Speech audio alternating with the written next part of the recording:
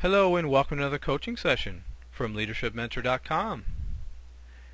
In our session today, I'd like to share with you some thoughts about how we can build confidence in our team members.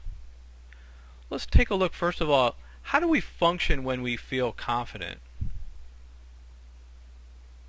Well, our focus is going to be more on success rather than on failures. And quite simply, as leaders, we help our team members really stay focused on success rather than always talking about things that they're doing wrong. And we also know that we're going to be supported even when we do make mistakes. When your team members are going to make mistakes, they can't be fearful of what's going to happen to them other than it's going to be a learning experience, obviously. So we want them to understand that they're going to be supported even when they do make mistakes. So how do we function when we lack confidence? Well, we have the mindset, first of all, that no action is probably going to be better than taking any action at all. And that's really not where we want to be or where we want our team members to be. We also think slower because we're evaluating every decision. Again, we're so worried about making a decision or taking action, not for any other reason except, is this the right thing to do? They're fearful that they're going to make a bad decision or the wrong decision.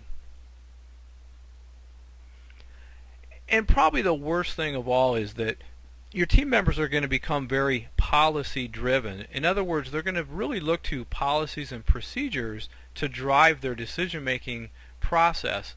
And I know that that's a framework for making decisions. We don't want them to rely on policies and procedures when they're dealing with customers, for example. So we want them to be thinking independently and not be fearful about doing something wrong. So how do we lead to provide confidence in our team?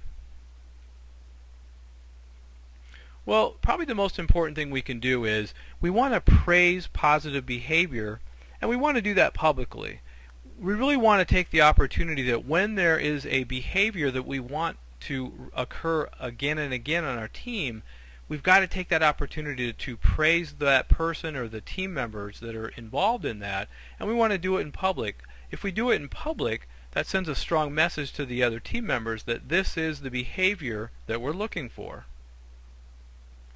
We also want to encourage better behavior. And what I mean by that is when team members make errors or mistakes or poor judgment in dealing with something, we want to make sure that we approach them in a positive way to encourage them to make a better decision next time. So it's a much softer approach than something like a reprimand coming down on them hard. You know, guys, so many leaders out there, they really just look at their position as kind of as a cop. And so they're watching and making sure that nothing is done wrong. And when it is done wrong, then they jump out and they try to change that behavior. And that's really what we're talking about, is that's not the way to build confidence in your team members. And the last thing is we want to maintain regular communication.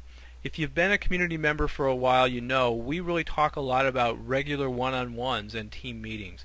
And I think that's where we want to do a lot of this public praising and encouragement, is in those one-on-ones and in team meetings. If we do that when they're out there on their own, when your team members are just engaged with customers and they're performing, then they're going to know what to do. They're going to feel confident and they're going to understand what you expect of them.